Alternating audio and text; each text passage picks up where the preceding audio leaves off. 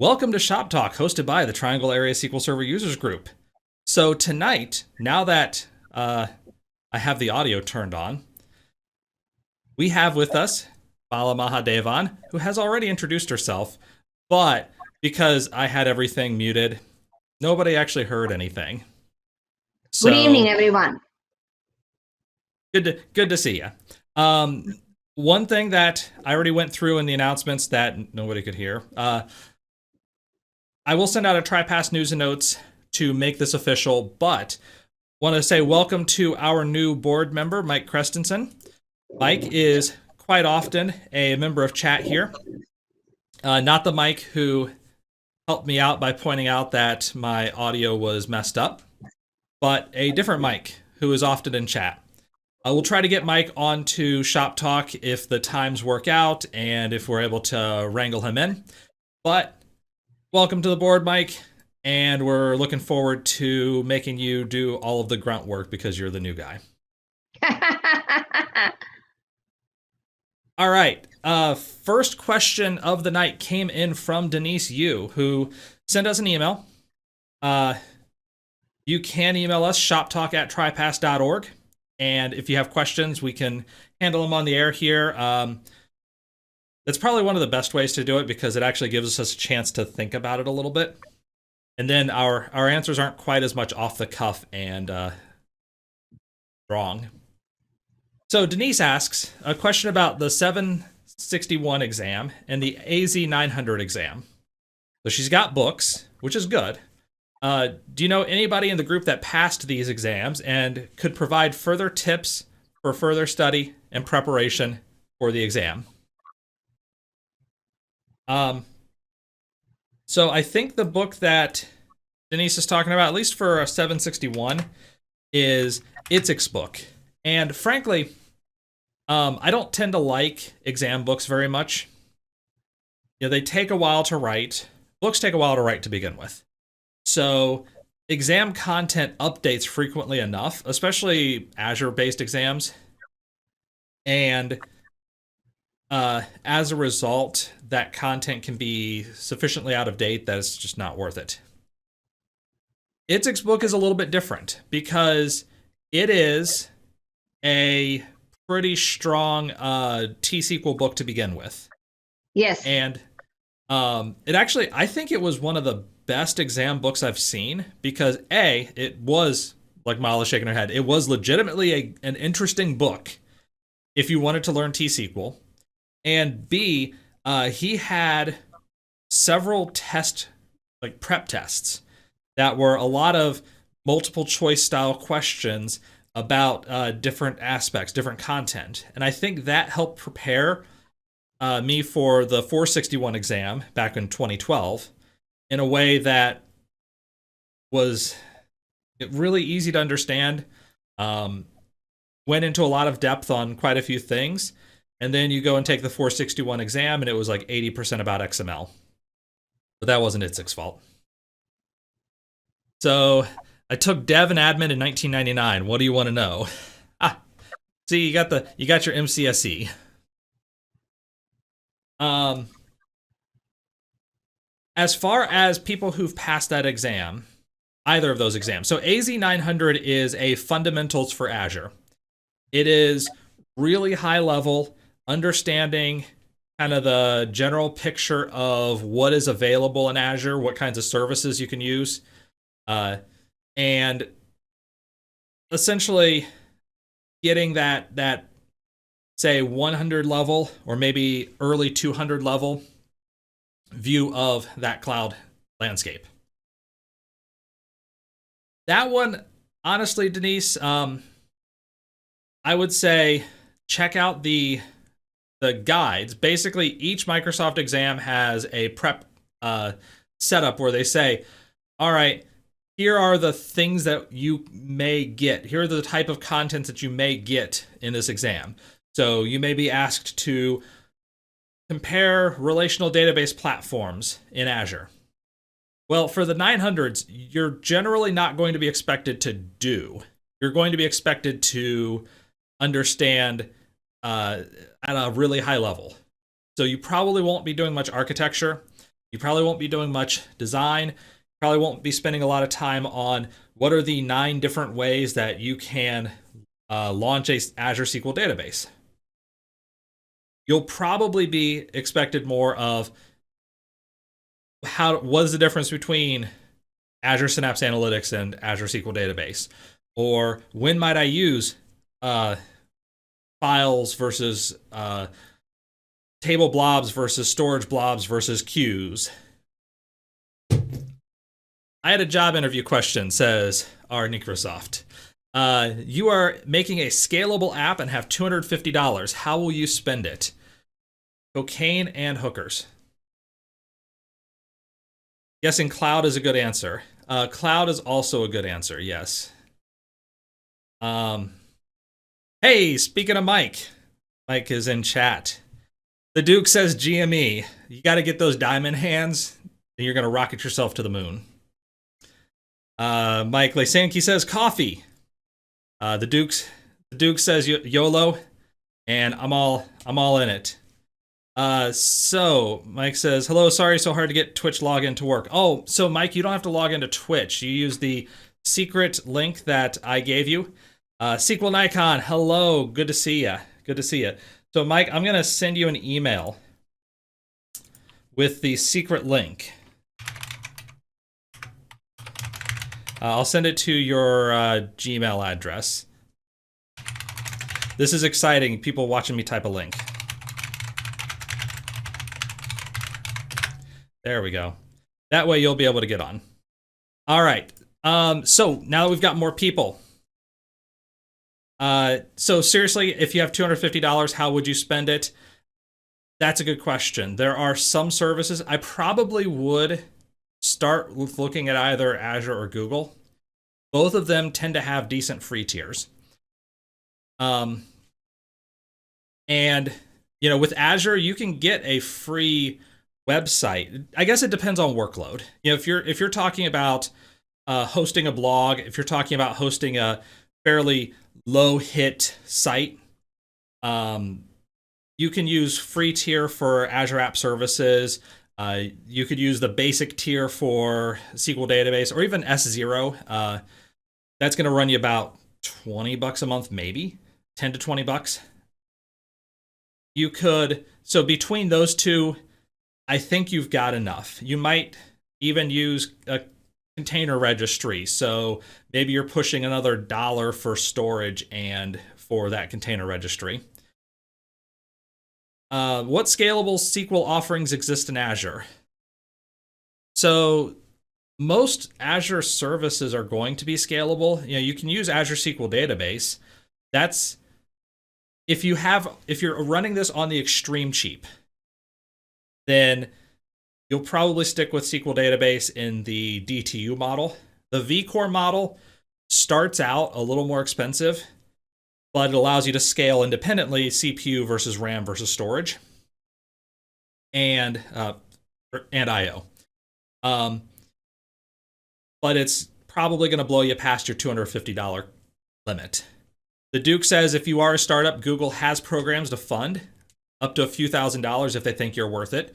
Yeah, that's why I was thinking Google as well. Also, Google has a pretty decent free tier as well. AWS doesn't have a great free tier. They do have a free tier, and they do have some quite inexpensive services.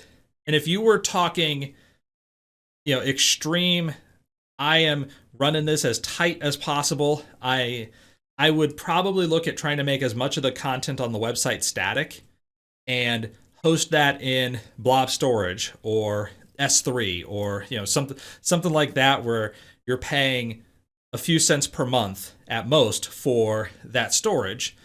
You host it on the cheapest tier app solution that you can get in Azure or wherever. So app services based off of tiny containers, and limit your database access as much as possible. You know, database is going to cost you because you can have S0, you can have cheap tier. Hey, speaking of Mike, welcome in, new board member Mike. So yeah, as we're going along, basically that's probably where I would go. You want to make this as cloud centric as possible, and that's usually going to involve uh, cutting down as much on, say, synchronous demand and moving as much to asynchronous demand as possible. And that might mean changing the data model so that I'm reading from blob files asynchronously and queuing up messages that happen. I may be working on some other techniques for this website that don't make sense on premises. And if you take the time, if you have the development effort, you can get it pretty cheap. We can handle 1 million users for a few seconds, and it's scalable. Well, 1 million users is gonna push most systems. You're not gonna be cheap and have 1 million. We're talking simultaneous users. 1 million concurrent, yeah, you're gonna blow through some heavy infrastructure at that point. Okay. So then, Mike, I am going to not talk about that here. I do try to keep this as non-political as possible. But we might talk about it offline. We'll see. I'll at least keep the question if I can follow up with you later. So Raymond says, depends on the requirements. Oh yeah, absolutely. All this depends on requirements. I'm just spitballing ideas that, hey, what if I could host a site that was going to be as cheap as possible? And if you do have to talk about hard scale up, there are those options with Azure services, with AWS services, with GCP, with Alibaba, any major cloud. Raymond says DataStax and DigitalOcean. Any major cloud there will be some ability to scale out. So that app service, if you do know that you're going to have major load, then at some point, yeah, we'll hit it. We'll say we can scale this out really hard, but you're going to blow past $250, I think. Anybody have follow-up thoughts on that while I take my drink? $250. No, I wouldn't consider the cloud with $250. Nothing about the cloud is remotely cheap, and nothing. I've been at more than one place that have had sticker shocks, even if they started out modest. It scales pretty quickly, money-wise. It can, but if you have a web-first application, then you can definitely scale it down. Mm. So if you really have a Black Friday shopping app, or if you have say you have a major event once a year, what would you buy in Azure? Well, again, most of the services, you're going to be able to scale them up. And at this point, you'd probably be talking about a proper architecture where you won't be spending $2 or $3 in your off months. You'll be spending hundreds of dollars in your off months. Right. So that you don't have to spend tens of thousands of dollars in your main month. And you probably would be using app services because you can scale those out as needed. You could use Azure SQL Database because you can pick that up into really large scale as you need it. You could use event hubs because that's going to be fairly inexpensive and will drive hard. And, like Raymond's saying, web first. Raymond is saying something slightly different, but I'm going to take the opposite of what Raymond's saying, that if you make your website as static, heavy content as possible, you can store as much as you can on Blob, but then also you'll possibly be able to push that off to a CDN. And at that point, you don't even have to worry about hosting that on your own servers. So as much as you can, if you have an extreme site, like a product catalog, as long as it's not incredibly dynamic data, I can have huge scale out with using something like Cloudflare or some other content delivery network and push that out pretty easily for not much money. It's when you're talking about a data heavy solution where the prices start kicking up.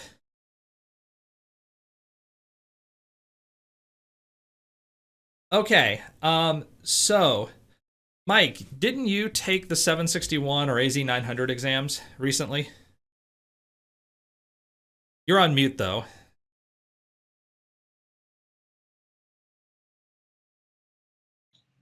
Yes, the 461s. Yeah. So we had a question from Denise at the top of the hour. Any recommendations on that? Like any recommendations on material to look at, or any testing, any additional testing you've gone through? So this It's is book. Yeah, you can.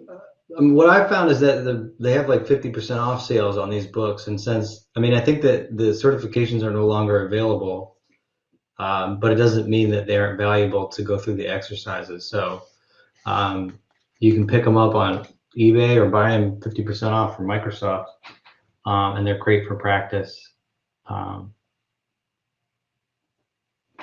So Yeah. I agree. And actually, the follow up on that one is that your 461 turned into the 761, and ITSEC has a follow up book for it. So that's as far as you're talking 761, Denise. Just ITSEC's book, and I'll drop a link again to it. Mike had a copy of ITSEC's 461, which I have somewhere as well. Yeah, so now all of his books are like these black cover books. Yep, Microsoft Press.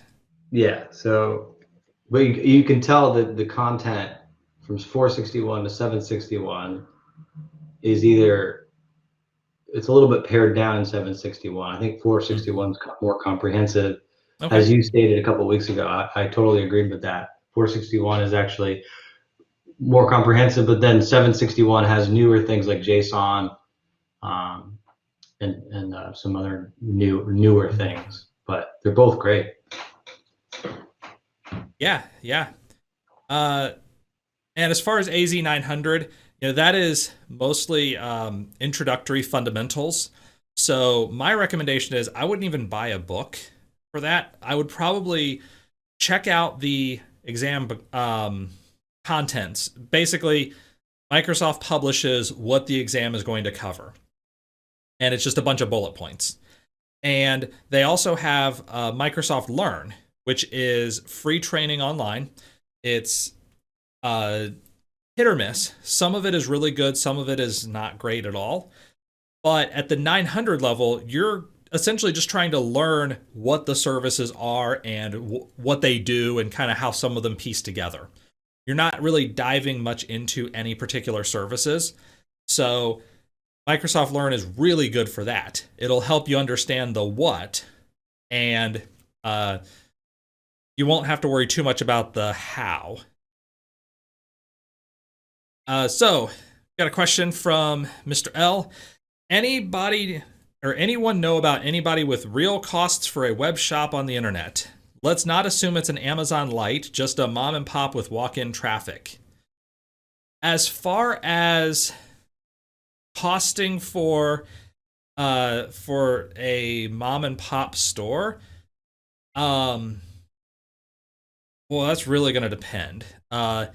You're probably talking, if it's well done and you're talking like reasonable traffic, I'd probably push a lot of the heavy lifting off onto something like Shopify or some platform that does the commercial hosting for you, and you have your website, you hook into Shopify for the back end, and go with that, because you could be talking about dollars per month plus whatever Shopify costs. If you were hosting it yourself and you had your own fulfillment, you had your own cart, you had your own billing and payment processing, You probably are talking 3 digits per month. I don't think you get into 4 digits per month for a website, not unless you have really heavy load. If it's tame data traffic, use GoDaddy with a hosted service. I've left companies because they've been bought by GoDaddy. My current hosting provider actually was originally a prior hosting provider until GoDaddy bought them, and then the employees left and formed a new company, basically as, we're not GoDaddy. That was good enough for me. So, however, using a hosted service, you're right. Raymond is completely right about that. Basically, if you're a mom and pop, I don't think you hire IT staff to develop out an internal site. I think you go as much as you can with sites that are already there, platforms that are already there. I mentioned Shopify. He mentioned Wix, Squarespace. You can hook in pretty easily with platform payment providers like Stripe. These all come at a premium. They come at a cost, but it makes it a lot easier for a company that may not necessarily have dedicated engineers or dedicated IT staff who can spend the whole time building out a site. Let's see. Another stupid job interview retrospective. What are the pros and cons of stored procedures? Lots of pros and no cons. Yeah, basically, I don't think there are many cons of stored procedures, to be honest. I guess if you look at it from the perspective of an app developer, The only con is if you don't have the right people to maintain it. that's true. That's fair. That's fair. Because the biggest pro for me is stored procedures are an interface layer. They are a promise that no matter how much the database code behind this may change, if you send me this, you will get back that. If you send me something in this shape, you will get back something in this shape. And that is a pretty good promise to have. It's a really nice thing. You think about it in terms of object-oriented development. We work with interfaces heavily because they offer us that stability. We don't have to know the internals. We just know give thing, get thing. Enhanced QC says, I've seen stored procedures with lots of gristle gumming up the works all day. Yes, you can. You can absolutely have that. I mean, you can also have really poorly written code in application. I don't think stored procedures themselves they lend themselves to being worse in terms of your ability to do bad things. Right. You're going to be able to do bad things with stored procedures and without stored procedures. And I don't think they put you in a path where you're more likely. Yes, fully agree with that. Yeah, like Mala says here, you can have bad code anywhere. Yeah. And the stored procedures actually give you a little bit of a benefit in that, like I was saying with that interface, I can clean up the stored procedure without having to worry about it breaking the app. As long as inputs and outputs are the same, I can make whatever changes I need to. So I may look at this and say, wow, you've got a train wreck of a procedure, but I can fix it without a new code deployment. Stored procedures, Solomon says, take slightly longer to develop than jumping in heads first or eyes closed with an ORM. That's fair. If you are prototyping, jumping in with an ORM makes a lot of sense. I've seen procedure build views, then drop them in loops. Again, it depends on who write them. Oh boy. So building a view and then dropping it.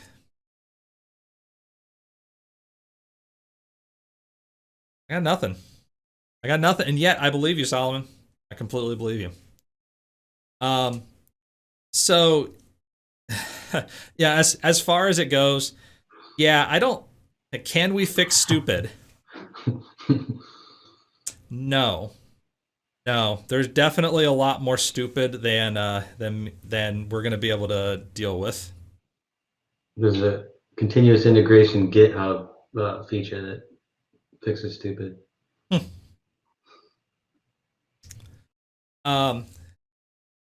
So yeah, as far as pros and cons for stored procedures, like I said, I don't think there are really many cons. I think Mala's con is probably the biggest one, that you need to have people who know what they're doing, and it lends itself to more of a separation of duties. If you have one person who's doing all of it, it may feel a little stupid.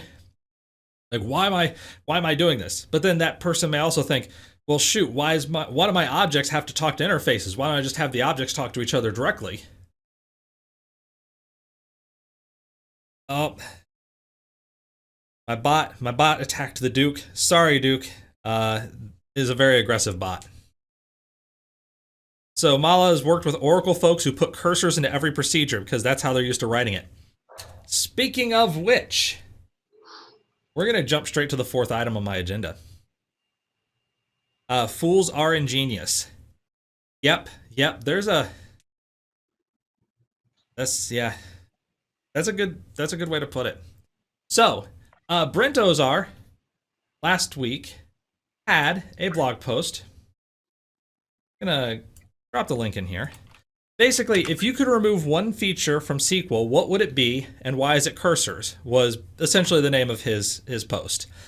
I wanted to talk about it here, and what I would like to do essentially is I'm gonna throw out every single thing that I caught people saying either in the post or in the comments. So I collected this on the weekend. There may have been something new since then. And my thought is, we're going to talk about each one because that's a great time filler. I mean, because there's some great content in here. So, all right. Cursors. That was Brent's example. Why would you get rid of cursors? Mike, Mala, if I said, let's get rid of cursors, what do you think? No, just no. I don't think people love cursors or use them because you love them. You use them because sometimes in many situations you just have to. You don't have a choice. And there are many situations. I'm trying to recall some examples off the top of my head where you actually need RBAR processing to get things going, and you do need cursors to help you there. And it's not something you shouldn't do away with. The only issue is if you use them in lieu of something else that can be better. Or like I said a few minutes ago, if you're like the Oracle people who throw cursors into everything, that's a problem. But I don't think cursors themselves are a problem. There are situations where you actually need them. Yeah. There are situations I have seen where you can't use CTs and things like that, where you have to put things into a loop. The most recent example I used them was while I was querying a graph database with a lot of connections, and the CT couldn't handle it. So the only way I had, although it was painfully slow, was to use a cursor and loop through every possible connection in that. How every node is connected to every other node. Just an example. Sure. That's one good example. Right. Most administrative tasks, like if I'm doing this for each database, right, you'd use a cursor. Yeah. There are cases. Let me drop a link here. Implementing a leaky bucket algorithm in T-SQL. That's a post of mine from 3 years ago. And it was something that I implemented. It still runs in production. It is essentially an algorithm that is, as error messages come in, we essentially are filling up a bucket. And I want to alert when you get to the top of the bucket. But if more messages come in, just let them flow off. I don't want 150 emails. I want the one email that says, hey, you've got a problem. We've hit the top of the bucket. But I don't want the next 150 messages where, oh, you've still got a problem. Like, yes, of course I still have a problem. I got that from the first email. So the cursor was necessary to keep track of flow over time. I couldn't use a window function for that. I couldn't use the techniques that I tried to use for it. I actually had to use a cursor to keep track. That was one example, and that's not administrative. That's actual T-SQL development. And frankly, you could say, oh, do this in the app, but I didn't have an app. It was an alerting system. It was a messaging system that was based off of a stored procedure.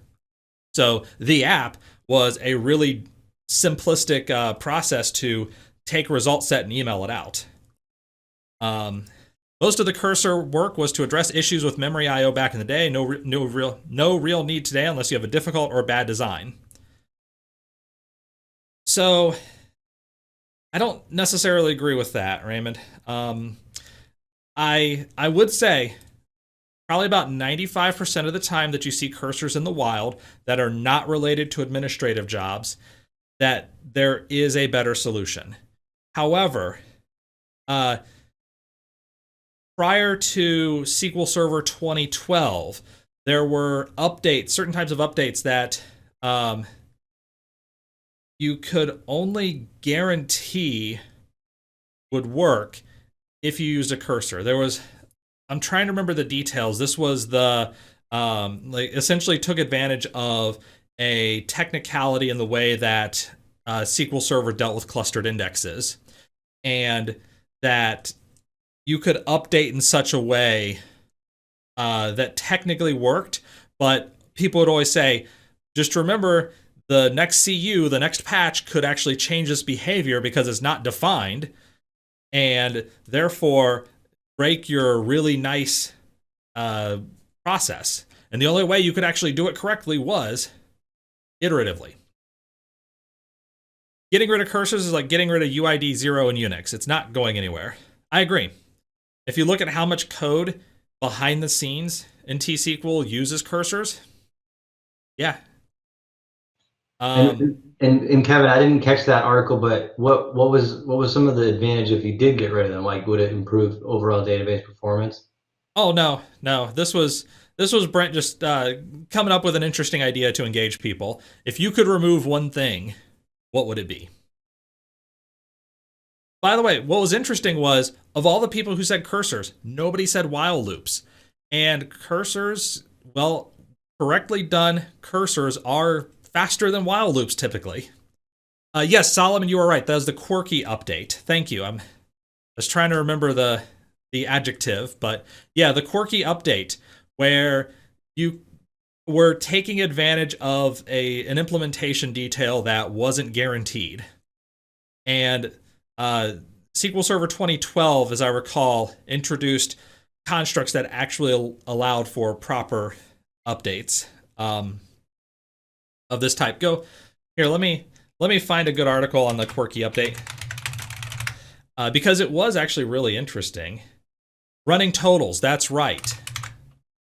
Yeah. So it was all about doing running totals prior to SQL Server 2012. With SQL Server 2012, they had expanded window functions that allowed you to do running totals very easily. Prior to that, if you wanted to guarantee that your running total would actually be correct, you had to do a cursor. You could use the quirky update, but it was just an oddity of implementation. It was not guaranteed that it would always work. Thank you, Solomon. That was what I was trying to think of. So, yeah, threads versus fibers. You know what? That's actually on the list as well, Raymond. So let's talk about that one. Mike, threads versus fibers.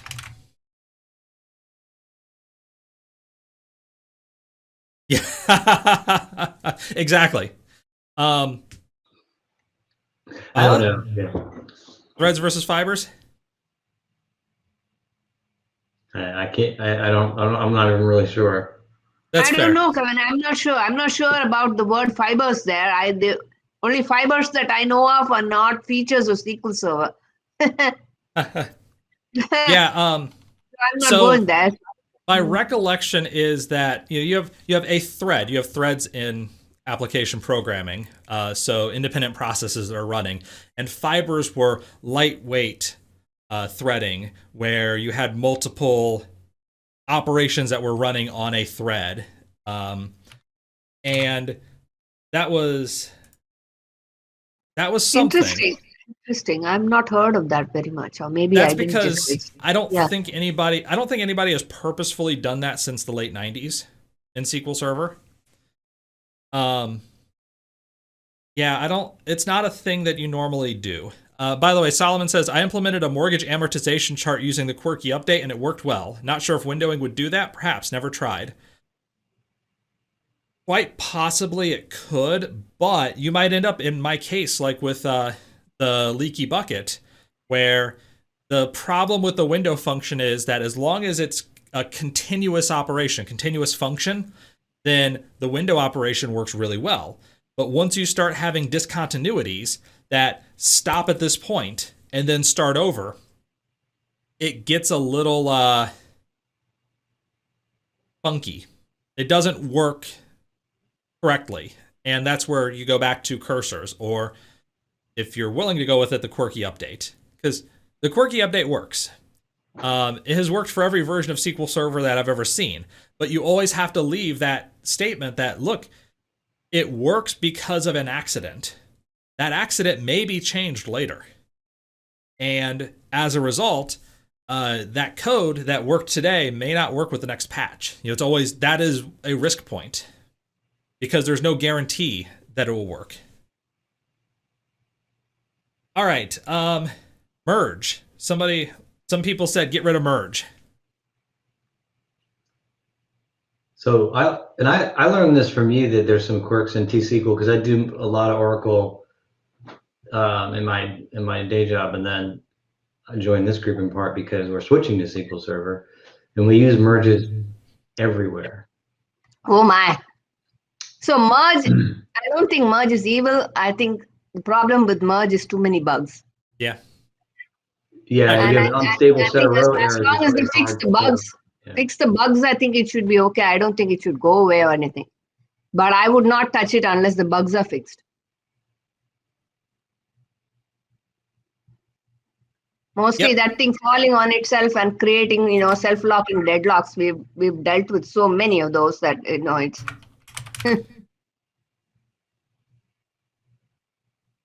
Delete plus insert equals merge. Nice. So merge is still working in SQL Server 2016, but why is it not supported? So merge is still supported, but there are bugs that have been around since 2008, and there are quirks within the way that merge operates, which makes it so that it's not as useful as it should be. Oracle has upsert. Upsert is really nice. When merge came out in 2008, I was excited because I remembered upsert.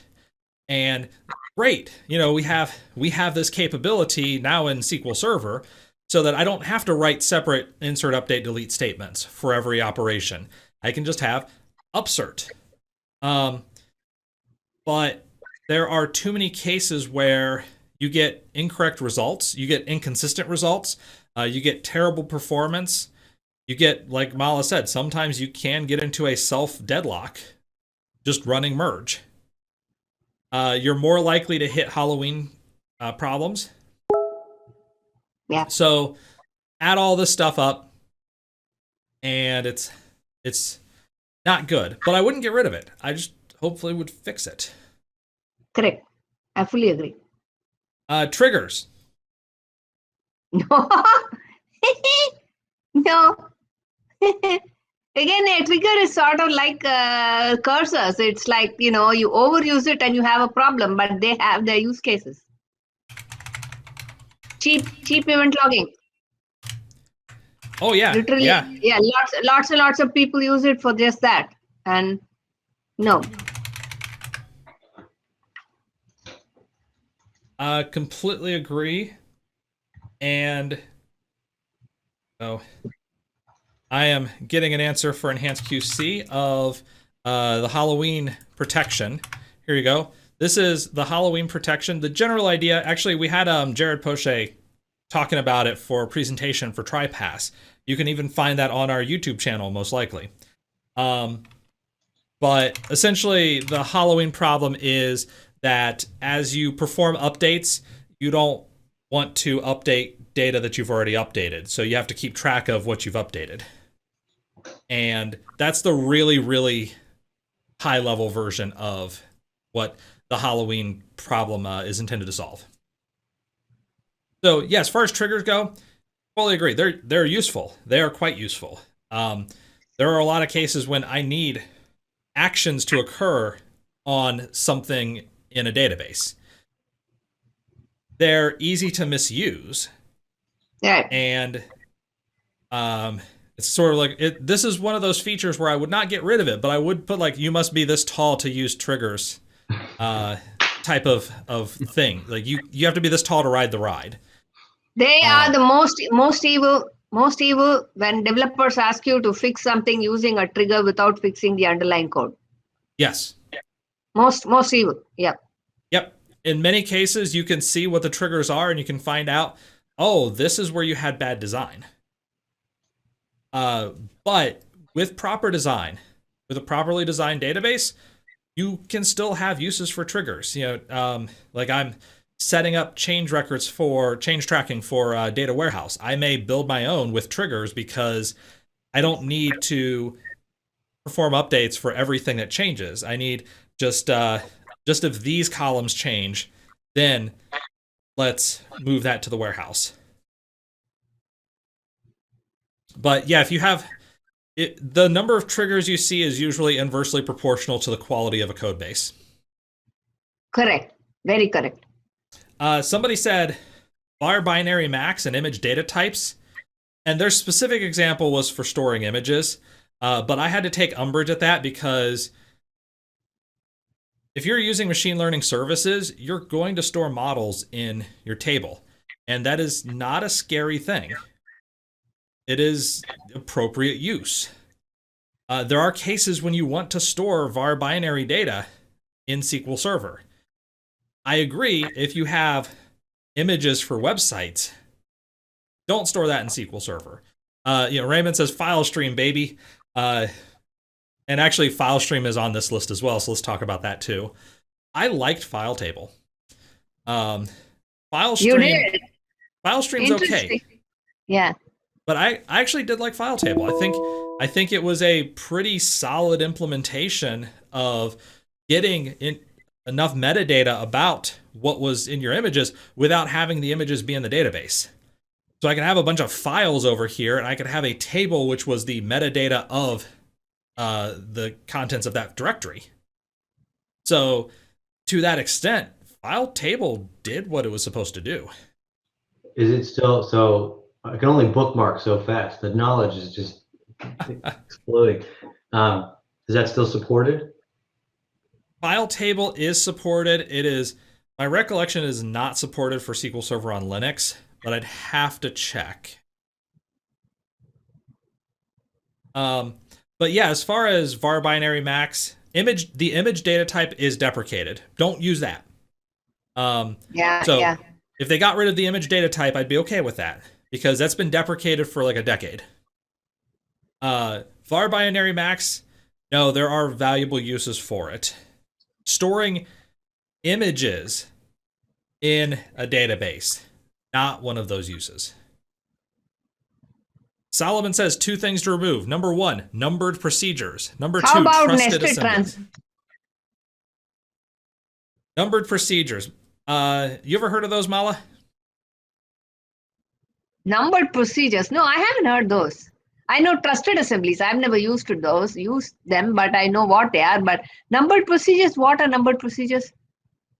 Oh, I'm putting me on the spot here because no, I think Solomon even explained numbered procedures to me once because I didn't know what he was talking about. I looked it up.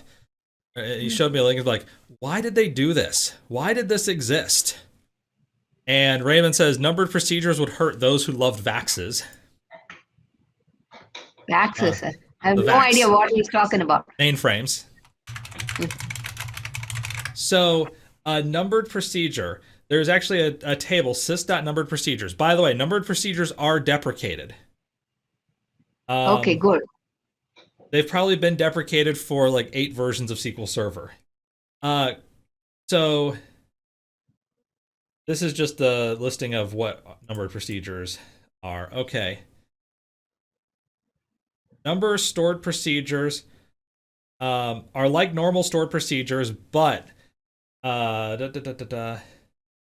they have the same name and can have different functionality inside them. So you may have numbered procedure semicolon 1, which is select star from one table. Numbered procedures semicolon 2, select star from a different table. Really? Yeah, this is stupid. Numbered procedures have been deprecated. Solomon, I'm with you. We'll get rid of that. Trusted assemblies were a solution to a problem that didn't exist and introduced its own problems. So, yeah. Trusted assemblies. Nope. Had they never existed, I think the world would not be any different. Which tells me they don't improve anything. They merely, okay, so numbered procedures allow you to delete a group of procedures in a single drop statement. However, they get confused for overloading, but they are very much not overloading. Yeah, it's... Numbered procedures have been deprecated, and even though you have explained this to me twice, Solomon, I'm going to forget it immediately as a defensive mechanism. Geography and geometry data types.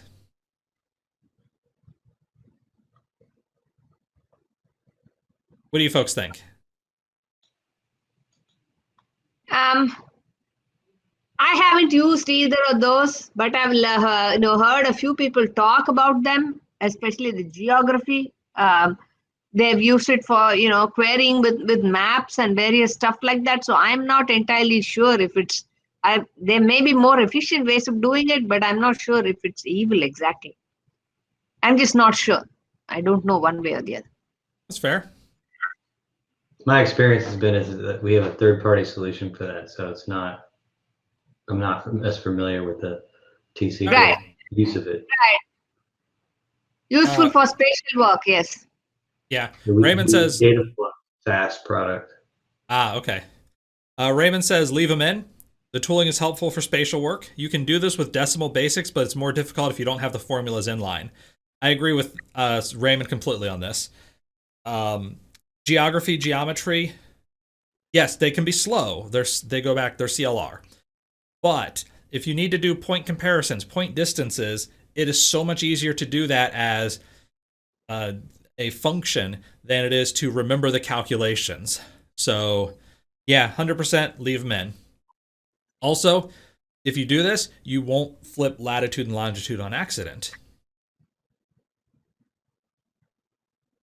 Not everyone knows haversine UDFs.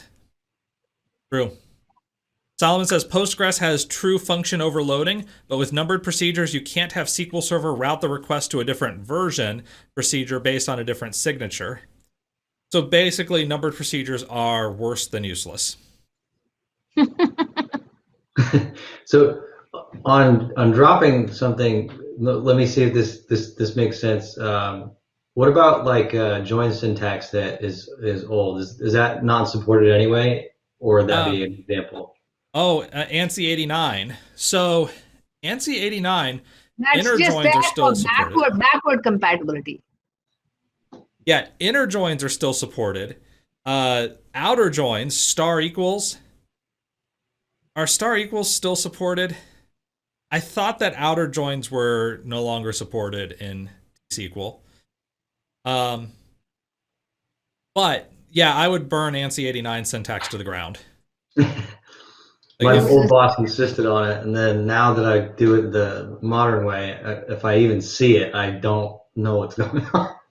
Yeah, it's been decades, and writing inner join, left outer join, right outer join, cross join makes life clearer. It also makes it so you don't accidentally cross join and wonder why I got back a billion rows and I took down the system.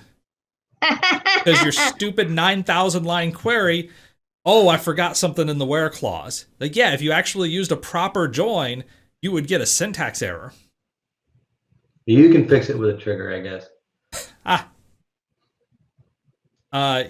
Yeah. So Burn it to the ground. Burn ANSI 89 syntax to the ground. Union and distinct. I think somebody got a little slap happy with trying to remove stuff when they suggested. I use union all why and would you union remove today. union? I use them both. Well, Why- I think why the would person was like, if you're using union, then your data model's bad and you need to try harder. And even in that post, Brent is like, no, you can use union all especially for cases where I have multiple predicates that I need to search by that would not be sargeable together. So it is typically faster to union those together than to try to have one mega predicate which scans the whole table. Right. So no, union all, even union, keep union, union distinct, keep distinct. They're all valuable. They're all features of SQL querying. Why would you want that? Go away. I don't get it. Yeah. The thought I think experiment. so. I think what happened is in a lot of these cases, people said, people do bad things with this, therefore get rid of it, versus people do bad things with this, therefore teach people to do it in better ways, teach people how to do it better, or get rid of people. So my two, Kevin, auto shrink and nested transactions. What do you think? Yeah, let's talk auto shrink. Auto shrink, burn it. I've not seen a single use case where auto shrink is useful. Yes. Auto close. I've seen one use case where auto close is actually useful. And that is if you have an enormous number of databases, typically in a development environment where you rarely get people connecting to them, you can auto close and save a bit of memory. Interesting. Basically, let's talk what auto shrink and auto close do. Auto shrink essentially tries to run shrinkdb on your databases. It says, oh, you've got extra log space or that I can compact, or data space that I can compact. And so it'll try to shrink and thereby blow out fragmentation and lead to terrible performance. Auto close says nobody has accessed this database in the last 60 seconds or however long it is. Therefore, I'm going to close the database so that the next time you have to access it, we have to essentially resuscitate it. We have to bring it back up. And so if you access that database for the first time, it may take a second or two. It may take a lot more if it's a huge database. But essentially what it's doing is taking everything out of memory for that database and kind of freezing it. So that can be useful if you have a lot of very small databases on a dev box that's underpowered and you only have a couple of users. Well, most of the time, nobody's using most of the databases. So you can auto close the database and save a bit of RAM. So you have an underpowered server that has a lot of databases. And you just pay the cost when I need to make that first query against the database. It's going to take longer. I would not do this in a production environment. I would have set up appropriate memory. But in dev, not necessarily terrible. So Denise asks, how do you set up auto close? That is a server level setting along with auto shrink. So you go to the instance properties, you go to instance settings, and it'll be in Management Studio. We've talked lightweight pooling, priority boost. Who can explain what priority boost is? It's the secret go fast button in SQL Server, except that if you push the secret go fast button, it doesn't actually make things go faster.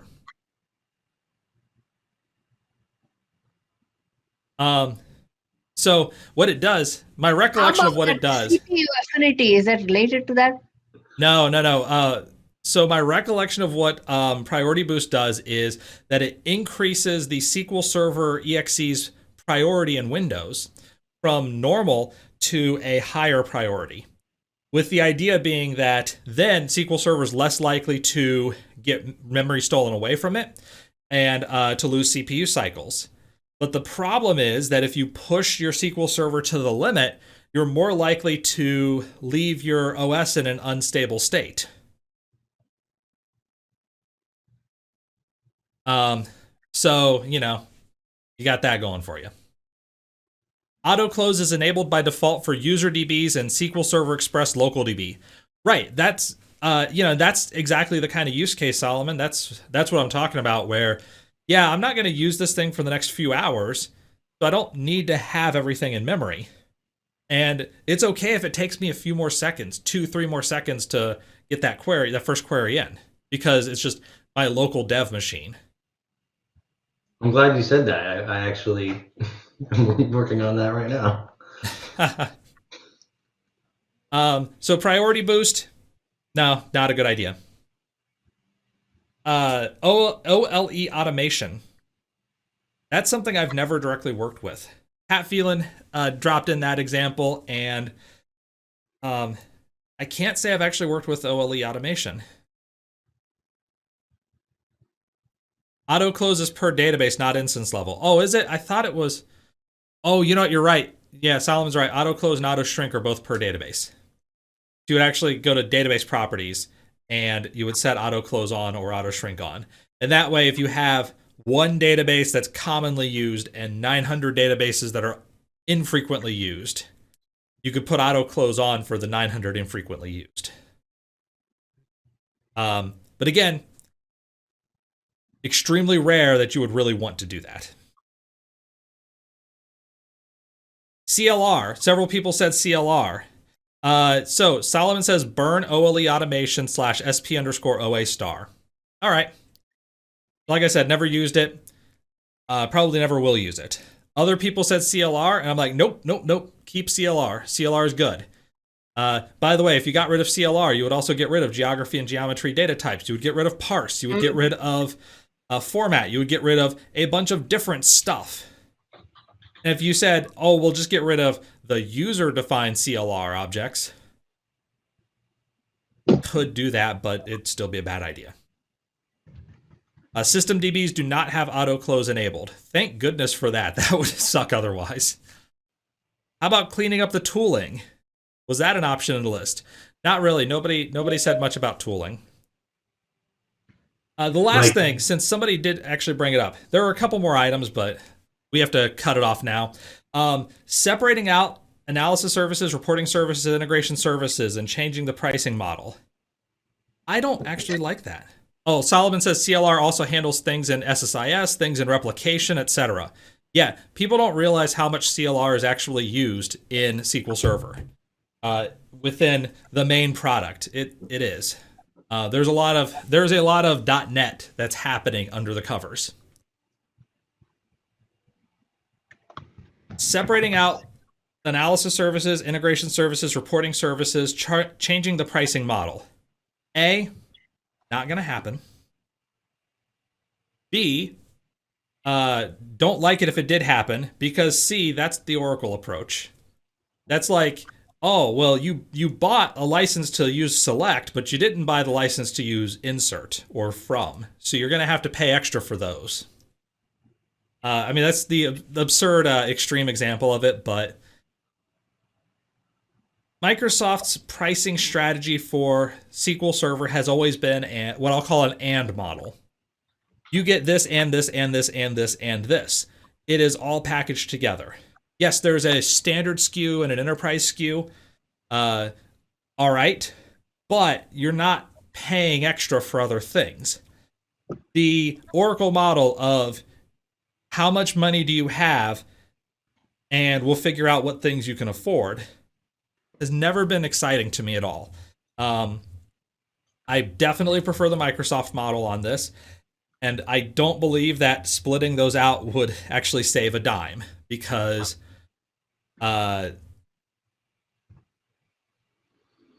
they wouldn't change pricing. You could say split it out, but they still wouldn't change pricing. So, or you'd end up paying more money overall. That's you're not gonna save any money on that. So that's what I've got. Any last thoughts on anything here? How about nested transactions, Kevin? Burn them. Nested transactions never worked. Yep. So is the question of removing a feature from SQL Server akin to suggesting a package for a language be removed? Why would anyone remove something? Just so it can't be used by someone? Yes, I know existence always costs something. I think you have two strategies. One was, well, if you got rid of feature X, then developers would have time to work on feature Y. And the other one is feature X is so broken or breakable that it will it's just not worth having. It's just too broken. So we're gonna call it a night. Thank you, everybody. Good to see you, Mike. Good to see you, Mala. Good to see everybody in chat. Lots of great discussion. And hopefully we'll see you again tomorrow for our main actually, no, we don't have a meeting tomorrow. Sorry. We have a meeting next Tuesday where we have advanced DBA. So we'll see you next Tuesday. Till then, take care. Bye, everybody. Bye.